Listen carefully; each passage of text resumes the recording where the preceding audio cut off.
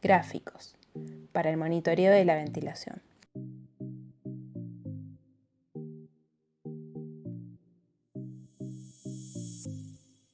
Empecemos por unos conceptos básicos.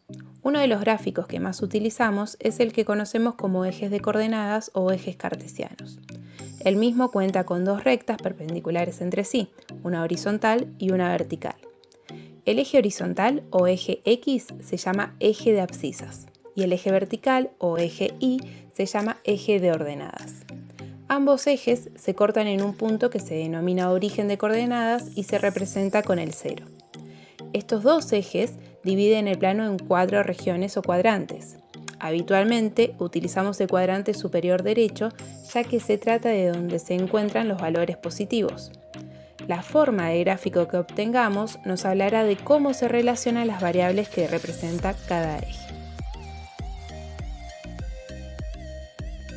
Por ejemplo, para relaciones directamente proporcionales veremos una recta.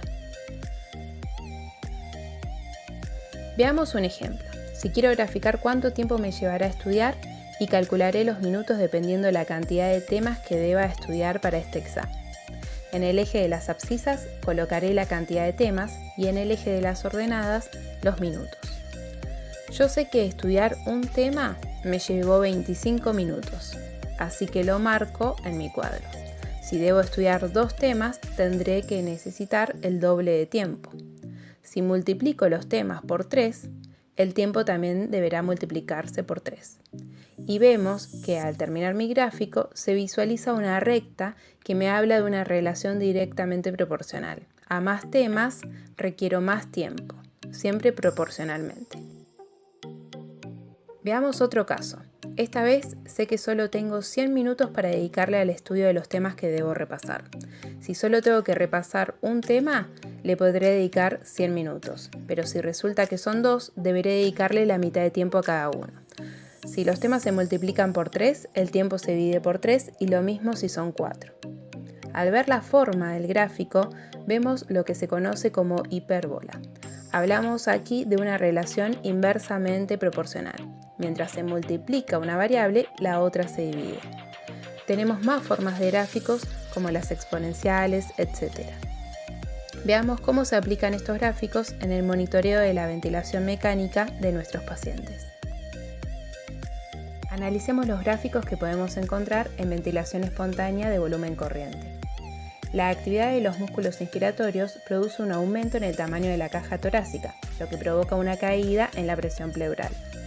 Esta presión pleural es transmitida parcialmente al pulmón, por lo que disminuye la presión alveolar a un nivel inferior al atmosférico. Esta diferencia entre la presión atmosférica y la alveolar es lo que posibilita la entrada de aire hacia los pulmones. En este otro gráfico vemos cómo en la inspiración el volumen aumenta. Cuando los músculos cesan su actividad, las presiones pleurales vuelven a su presión de reposo, la cual es siempre negativa. Esto modifica la presión en los alvéolos, que se vuelve superior con respecto a la presión atmosférica, por lo que el aire es expulsada de los pulmones. Y vemos en el gráfico cómo el volumen de aire dentro del sistema disminuye durante la expiración. Analicemos ahora un gráfico de presión-volumen. Como su nombre lo dice, este gráfico muestra la interacción entre la presión y el volumen, cuando llegamos desde volumen residual hasta capacidad pulmonar total y viceversa en la expiración. Colocaremos en las abscisas la presión, que en casos de ventilación espontánea será la presión que realiza el paciente, presión negativa, y en casos de ventilación mecánica será presión positiva, generada por el ventilador. En las ordenadas veremos el volumen. Veamos qué sucede durante la inspiración. Lo primero que se evidencia es que el volumen no inicia en cero. Esto se debe a que, aún después de una expiración forzada, nuestros pulmones no se vacían por completo, sino que una cantidad de aire permanece dentro, lo que conocemos como volumen residual. Y la presencia de este volumen protege a los alvéolos y permite que la inspiración posterior sea sin tanto esfuerzo. Vemos que podemos dividir esta curva en 3 partes. Las 2 marcas que podemos hacer allí donde vemos cambios en la dirección de la curva se llaman punto de inflexión inferior y superior respectivamente. En la parte de la curva, que va desde el inicio de la inspiración hasta el punto de inflexión inferior, vemos que se requieren grandes incrementos de presión para pequeñas ganancias de volumen. Entre los puntos de inflexión vemos que el incremento de la presión y el volumen es proporcional. Y más allá del punto de inflexión superior, se observa cómo nuevamente necesitamos mucha más presión para un incremento del volumen.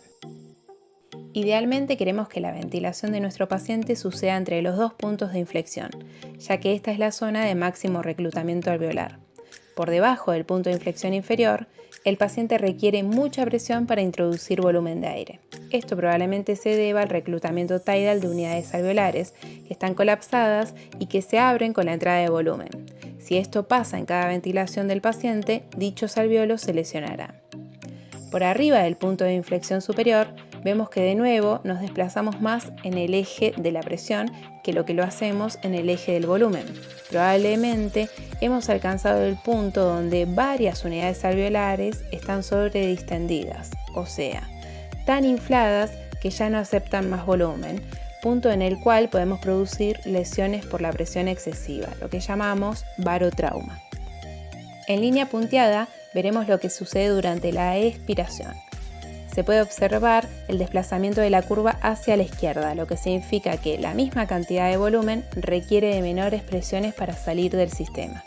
A este fenómeno se lo denomina histéresis pulmonar. Si bien se generaliza, debemos saber que el comportamiento de las diferentes unidades alveolares puede ser muy diferente, especialmente en situaciones patológicas, y para un mismo punto de ventilación encontrarnos con alveolos colapsados, otros normales y otros distendidos. Veamos un ejemplo de la vida cotidiana para comprender un poco más esta curva. Si alguna vez intentaste inflar uno de estos globos, seguramente sentiste que es realmente muy difícil iniciar. Se necesita realmente mucha presión para poder meter dentro del globo algo de volumen. Lo mismo pasa cuando nuestros alveolos están colapsados.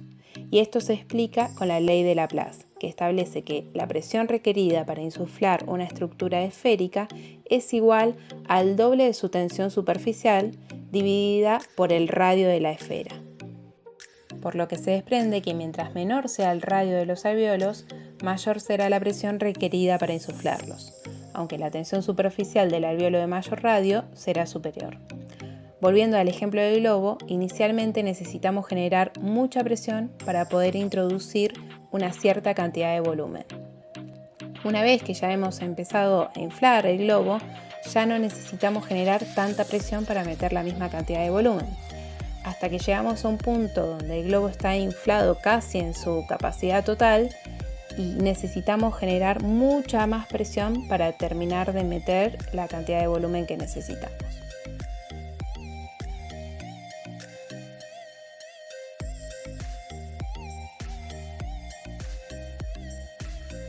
La derivada de la curva presión-volumen representa la distensibilidad pulmonar.